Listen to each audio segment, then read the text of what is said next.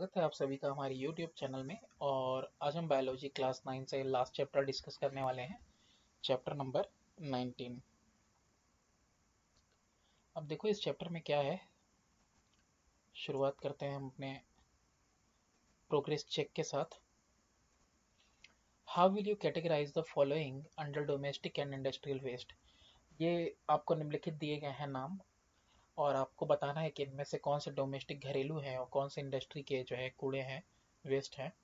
तो जो रैक्स है, लत्ता वगैरह जिसको कहते हैं, यूज्ड कंटेनर है यानी वही कैन वगैरह, ओल्ड न्यूज़पेपर है, माइन टेलिंग यानी कि जो एक्सट्रैक्शन वगैरह का काम चल रहा है माइनिंग वगैरह में, तो उसमें से जो चीज़ें इस्तेमाल की वो ले ली गई हैं और जो लेफ्ट ओवर है छोड़ दिया गया, फ्लाई ऐश। इसके अलावा है किचन का वेस्ट वगैरह, गंदगी वगैरह। और इसके अलावा है टूटी हुई ईंटें वगैरह। तो डोमेस्टिक वेस्ट में आपका आएगा ये लत्ता वगैरह, रैक्स वगैरह, यूज्ड कंटेनर, पुराना न्यूज़पेपर और किचन वेस्ट। इंडस्ट्रियल वेस्ट में आएगा माइन टेलिंग, फ्लाई ऐश और broken bricks. What is a bagasse. ये बैगेस क्या है? तो the plant residue portion of the stem after extracting the juice of the sugar cane by the sugar mill is called bagasse. तो sugar can का, गन्ने का juice तो देखा ही होगा, उसको एक्सट्रैक्ट कर लिया जाता है जब, तो उसके बाद जो वो पूरा स्टेम का वो बचता है ड्राई पार्ट, उसी को बैगेस कहते हैं। This is used in the paper industry और एज फायरवुड। तो जलाने के काम में आता है ये, या तो पेपर इंडस्ट्री में इस्तेमाल किया जाता है। Name any two categories of chemical which are washed off as wastes from agricultural field। दो कैटेगरी बतानी है केमिकल की जो कि धुल जाती है एक वेस्ट की तरह एग्रीकल्चरल फील्ड से, यानी खेती बाड़ी वाले फील्ड से। तो ये दो कैटेगरी केमिकल की, एक पेस्टिसाइड है, एक फर्टिलाइजर है। और ये सब वॉश्ड ऑफ हो जाते हैं विद इरिगेशन एंड रेन, जब पानी दिया जाता है और या फिर बारिश होती है, और फिर ये जो है बहते हुए पॉल्यूट करते हैं रिवर्स को और पॉन्ड्स को। What are the two portion into which municipal sewage is separated। नगर निगम की जो गाड़ी है, देखा होगा एक तरफ नीला एक तरफ हरा बना होता है, गाड़ी डिवाइडेड रहती है। तो दो पोर्शन में ये कूड़ा कचरा लेके जाते हैं। तो बताना है, तो म्यूनिसिपल सीवेज जो है सेपरेट होता है दो में। एक होता है डिग्रेडेबल पोर्शन, यानी कि वो जो सड़ गल जाएगा। Sewage is broken down chemically into non toxic part. Chemically वो खत्म हो जाएगा और नॉन टॉक्सिक पार्ट में टूट जाएगा। सेप्टिक टैंक वगैरह यूज़ किया जाता है डिग्रेड करने के लिए। और degradable part, degrade the degradable part, जो टूटने योग्य है, जो सड़ने योग्य है, उसके लिए सेप्टिक टैंक वगैरह का इस्तेमाल। एक होता है नॉन बायोडिग्रेडेबल पोर्शन होता है। तो ये जो नॉन बायोडिग्रेडेबल पार्ट है, ये डंप किया जाता है और बरीड किया जाता है एट सेज प्लेसेस। नेक्स्ट है, in which category of the waste will you include the non functioning discarded. तो ये चीज़ें हैं कि अगर ये काम नहीं कर रही हैं तो इनको हम लोग फेंक देते हैं, तो किस कैटेगरी में डालेंगे, किस वेस्ट की कैटेगरी में।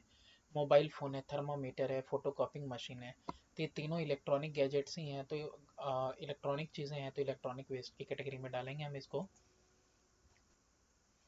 नेक्स्ट प्रोग्रेस चेक है कि name the three categories of waste under segregation. अब ये आपका सेग्रीगेशन क्या होता है। ये सेग्रीगेशन का मतलब होता है अलग करना, पृथक्करण करना कहते हैं इसको। तो तीन कैटेगरीज जो सेग्रीगेशन में है, वो एक है ये reusable. Wastage can again be used as newspaper, books जो कि पुरानी है, आंसर बुक्स वगैरह, तो रीयूजेबल है। दूसरा है कैटेगरी डिग्रेडेबल।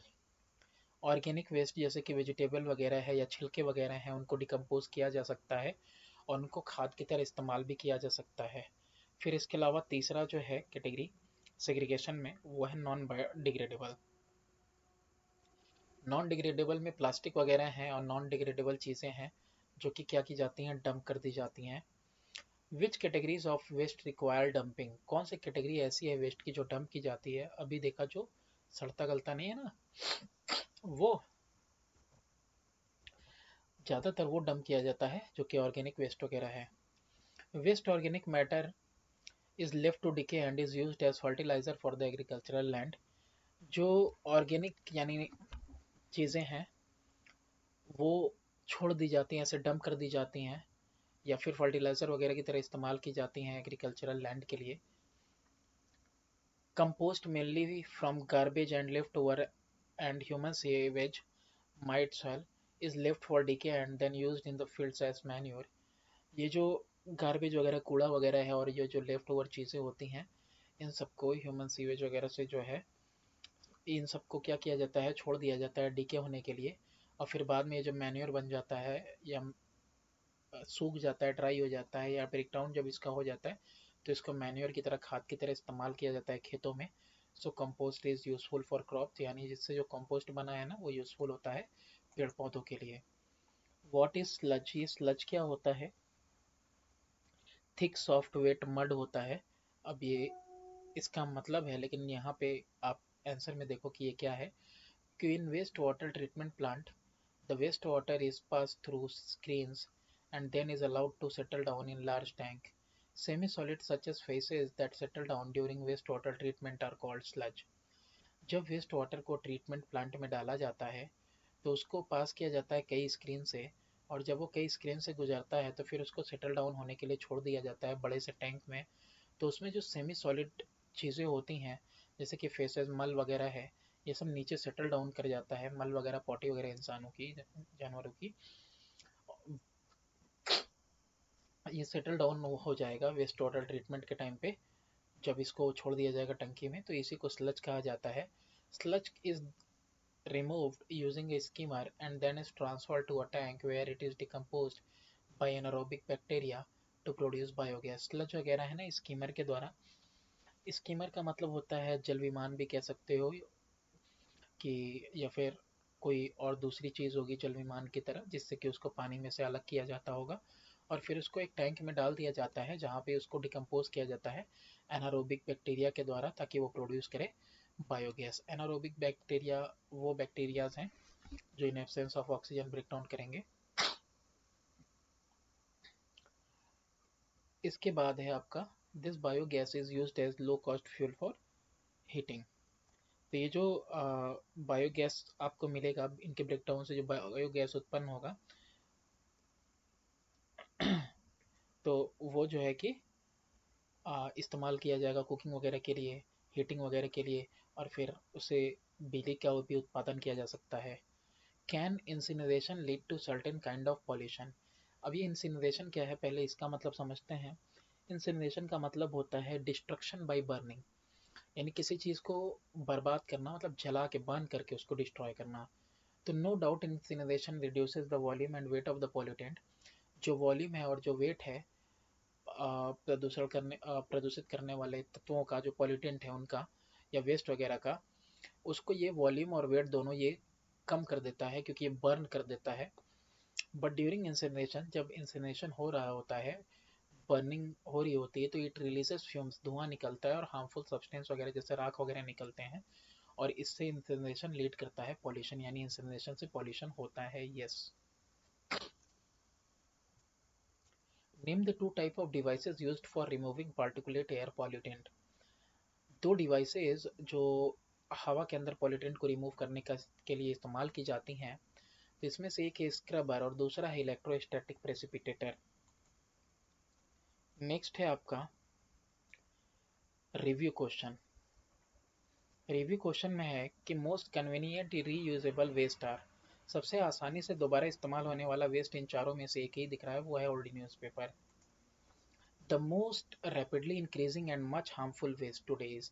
सबसे ज़्यादा तेजी से बढ़ने वाला, सबसे ज़्यादा हार्मफुल वेस्ट कौन है? प्लास्टिक। जैसा कि तुमने देखा होगा डिस्कवरी वगैरह में कि बारिश में भी प्लास्टिक के कण मिले हैं, तो ये वाकई में बहुत ज़्यादा हार्मफुल है। वेरी शॉर्ट आंसर टाइप में देखो कि name the following. Solid precipitated, जो सॉलिड तलछट है, precipitated material produce during secondary treatment of effluent, जो सेकेंडरी ट्रीटमेंट होता है एफ्लुएंट का, carried out in effluent treatment plant. तो ये सॉलिड प्रेसिपिटेट क्या कहलाता है? इसको स्लज बोलते हैं। The two type of devices commonly used for removing particulate air pollutant, ये तो जस्ट बिफोर देखा, एक तो स्क्रबर था और एक इलेक्ट्रोस्टैटिक प्रेसिपिटेटर था। तो ये प्लेट टाइप का होता है, plate type electrostatic precipitator. Mention whether the following statement are true और फॉल्स, तो बताना है आपको कि ट्रू है कौन सा फॉल्स है। Some of the electronic waste में contain valuable metal such as gold and copper. बिल्कुल सही बात है, कई बार यूट्यूब पे भी देखा होगा कि मेमोरी कार्ड वगैरह में से भी निकालते हैं gold. Fly ash is the gaseous waste of cement industry. Fly ash gaseous waste है सीमेंट इंडस्ट्री का, सही बात है बिल्कुल। जैसे चिमनी वगैरह में से देखा होगा मोटे मोटे धुएं निकलते हैं, जिनका घर आसपास है उनको अपने छत पे महसूस होता होगा, जब वो छत पे जाते होंगे तो उनको मिलता होगा छत पे ये एशेस बिल्कुल गिरते हैं जहाँ आसपास इस टाइप की इंडस्ट्री होती है। Electricity is one of the primary need of human society. बिजली जो है एक प्राथमिक ज़रूरत है ह्यूमन सोसाइटी की, इंसानी समाज की। तो ये बिल्कुल सच बात है। आज तो हम इमेजिन भी नहीं कर सकते अपनी ज़िंदगी जो है बिजली के बिना। Match the item in column one with as many as item as possible in column two. Column one में काउडंग है, बैगेस है और ओल्ड न्यूज़पेपर है। वहीं कॉलम टू में शुगर कैन, रद्दी वाला और मैन्योर है। तो काउडंग देखो एक मैन्योर है जो फर्टिलाइज़र की तरह इस्तेमाल होता है। बैगेस शुगर कैन से, शुगर कैन में से जब जूस निकाल लिया तो वो जो लेफ्ट ओवर चीज़ बची ड्राई, वो बैगेस कहलाती है। ओल्ड न्यूज़पेपर तो रद्दी वाला उठा के ले जाएगा। शॉर्ट आंसर टाइप में है कि डिग्रेडेबल एंड नॉन डिग्रेडेबल के बीच में आपको जो है डिफरेंस बताना है। Main difference between degradable and non degradable is the degradable substance decomposes or break down naturally and non-degradable substances can't। सबसे मेन बेसिक डिफरेंस इसके बीच में बता रहा है डिग्रेडेबल और नॉन डिग्रेडेबल में, कि जो डिग्रेडेबल सब्सटेंस है वो क्या है, वो टूट फूट जाती हैं, सड़ जाती हैं प्राकृतिक रूप से, और नॉन डिग्रेडेबल सब्सटेंसेस नहीं टूटती फूटती ना सड़ती गलती हैं। Degradable substances like fruit peels छिलके, newspaper, food substances will decompose easily, and plastic bag, pop cans, glass bottles will never decompose।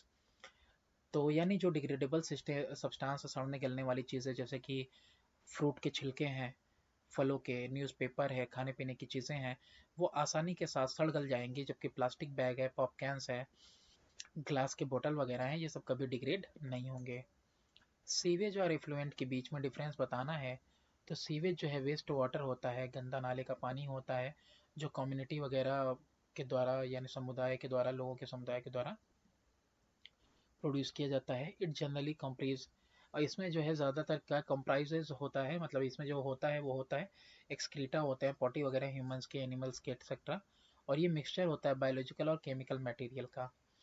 जबकि इफ्लुएंट की बात करें तो ये वेस्ट वाटर होता है जो डिस्चार्ज किया जाता है सीवर वगैरह में, इंडस्ट्रियल और कमर्शियल प्रेमिसेस से। और ये it is anything other than waste, ये कुछ भी हो सकता है other than toilet, kitchen, domestic sewage wet और सरफेस वाटर, इनको छोड़ के बाकी सब जो है वो इंडस्ट्रियल कमर्शियल वाले से जो निकल रहा है या और भी कहीं से निकल रहा है, तो that is an effluent. Effluent भी एक रिफर करता है सीवेज को ही, which has been treated in a sewage treatment plant और सेप्टिक टैंक। तो इफ्लुएंट जो है रेफर करता है सीवेज को ही, विच हैज़ बीन ट्रीटेड, जो ट्रीट किया जा चुका है एक सीवेज ट्रीटमेंट प्लांट में या फिर सेप्टिक टैंक में। नेक्स्ट है give reason for the following, कि जो टूटे हुए ग्लास हैं, ब्रोकन ग्लास यूटेंसिल्स हैं, बर्तन, are a kind of non degradable substances. कई बार होता है घर में शीशे के सामान होते हैं टूट गए, तो ये सब नॉन डिग्रेडेबल वेस्ट है। इसका सबूत क्या है, तो इट इज बिकॉज ऐसा इसलिए कि they can not be decomposed and disintegrated by living organism. जो लिविंग ऑर्गेनिज्म है, माइक्रो ऑर्गेनिज्म, उनकी वजह से ये सड़ते गलते नहीं है ना टूटते हैं। तो they are required to be disposed of in deeply dug pits so as to cause no harm. तो बड़े गड्ढे करके इनको डालना पड़ता है ताकि किसी के पैरों वैरों में ना लगे या किसी जानवर वगैरह के संपर्क में ना आए ताकि उसको कोई नुकसान हो। तो इसीलिए ये कैसे हैं, ये नॉन डिग्रेडेबल वेस्ट है। Landfills are coming up faster near large cities. यहाँ पे होगा लार्ज होगा। लैंडफिल्स का मतलब होता है गड्ढों की भराई जो है, ये जो है कि ज़्यादा तेज़ी से हो रही है लार्ज सिटीज़ में, बड़े शहरों में।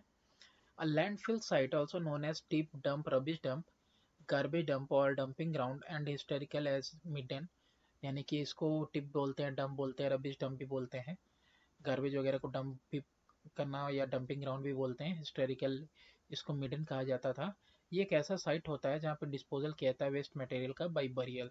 यहाँ पे हम लोग डाल देते हैं, बरी कर देते हैं, सड़ने गलने के लिए छोड़ देते हैं। अब ये देखो, वजह क्या है कि ये सब coming faster near large cities, यहाँ पे लार्ज होगा, सही कर लेना। ऐसा इसलिए है क्योंकि ड्यू टू अर्बनाइजेशन, अब भाई कई सारे घर एक ही जगह पे हैं, तो हर घर से थोड़ा थोड़ा भी कूड़ा निकलेगा तो बहुत ज़्यादा निकलेगा। तो इसीलिए बड़े शहर बहुत ज़्यादा जो है वेस्ट प्रोड्यूस करते हैं, और ज़्यादातर वेस्ट जो है इनऑर्गेनिक है। इनऑर्गेनिक मतलब कोई भी तुम पैकेट का सामान ले लो, जितने भी रैपर है सब प्लास्टिक वगैरह के हैं, और सब नॉन बायोडिग्रेडेबल हैं, इनऑर्गेनिक हैं। This organised way of disposal will prevent pollution. अभी जो ऑर्गेनाइज्ड वे है डिस्पोजल का, ये क्या करेगा, प्रिवेंट करेगा पॉल्यूशन को।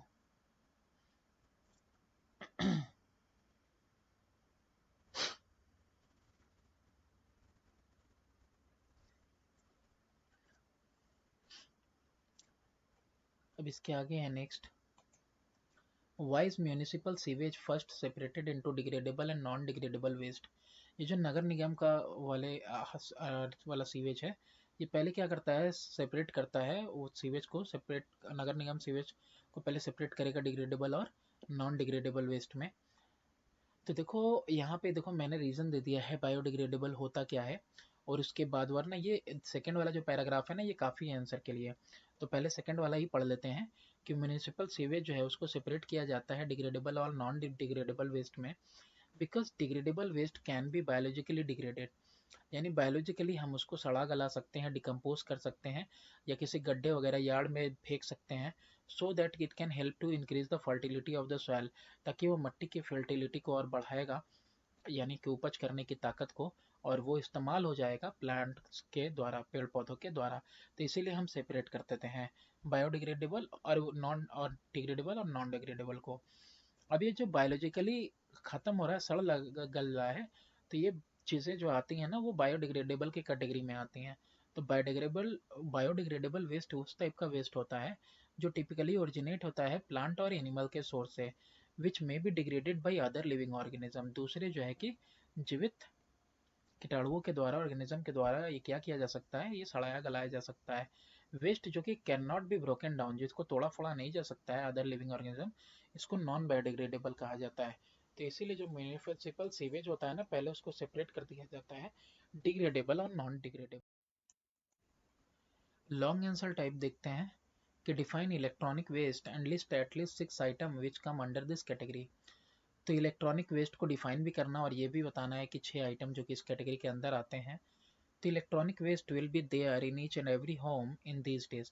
आजकल हर किसी के घर के कोने में तुमको इलेक्ट्रॉनिक गेस्ट वो वेस्ट मिल जाएगा।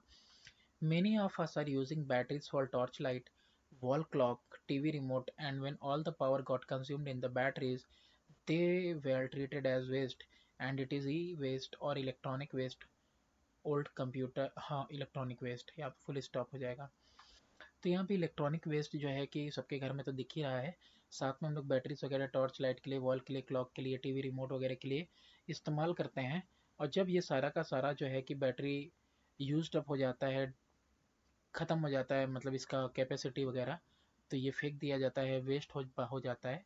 तो इसी को ई वेस्ट कहते हैं या इलेक्ट्रॉनिक वेस्ट कहते हैं। ओल्ड कंप्यूटर है, टीवी है, refrigerator, radio, cell phone, mobile, batteries, electronic toys, TV, AC, remote वगैरह की बैटरियाँ वगैरह एक्सेट्रा, ये सब कुछ इलेक्ट्रॉनिक वेस्ट हैं जो कि हाउस होल्ड में आपको मिलेंगे देखने को।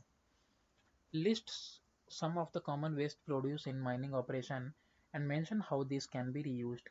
कुछ वेस्ट जो प्रोड्यूस होते हैं माइनिंग ऑपरेशन में, जब माइनिंग की जाती है तो उसमें, और बताना है कि वो कैसे दोबारा इस्तेमाल हो सकते हैं।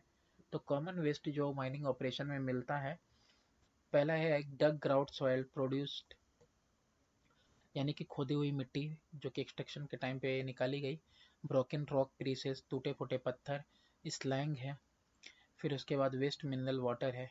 तो रीयूज कैसे करेंगे of waste material generated are done in following ways. Soil को कलेक्ट करेंगे after the mining operation and can be used in agricultural field for vegetation, यानी खेती बाड़ी वाले फील्ड में हम इसको डाल देंगे।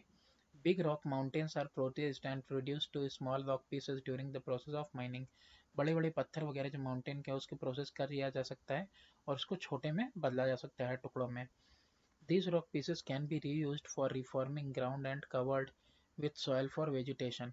तो इनको हम इस्तेमाल कर सकते हैं और रिफॉर्म कर सकते हैं ग्राउंड को फिर से, और कवर कर सकते हैं सॉयल से वेजिटेशन के लिए।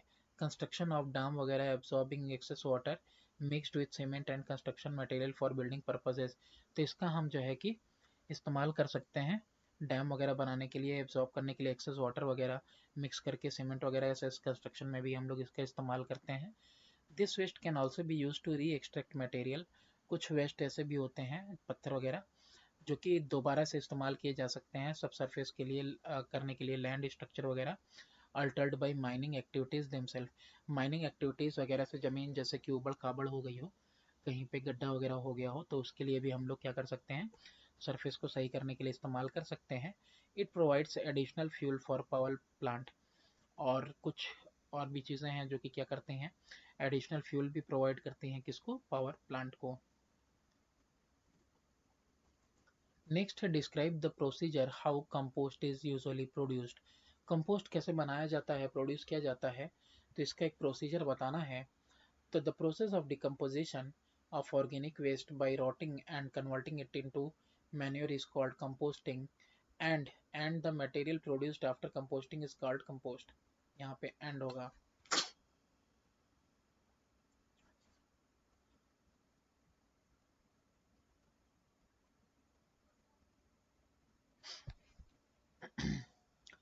तो ये जो प्रोसेस है डिकम्पोज करने का, सड़ाने गलाने का ऑर्गेनिक वेस्ट को, उसको सड़ा गला के और कन्वर्ट कर देना उसको खाद में, इसको कंपोस्टिंग कहा जाता है। ठीक है। और जो मटेरियल हमको मिल रहा है इस सड़ाने गलाने के बाद, तो उसको हम कंपोस्ट कहते हैं। कंपोस्ट एक्चुअली में मिक्सचर होता है डेड प्लांट का, पुराने खाने पीने का, ये सब सड़ गल जाते हैं चीज़ें, तो जो हमको मैन्योर मिलता है that is only called compost. Compost can be produced by the following procedure. Compost बनाया जा सकता है कैसे, dug 5 metre long, 1.5 metre wide and 1.5 metre deep trench. एक गड्ढा खनना है इतने मेजरमेंट का, ये लेंथ दी हुई है, ये ब्रेड्थ दी हुई है और ये हाइट दी हुई है।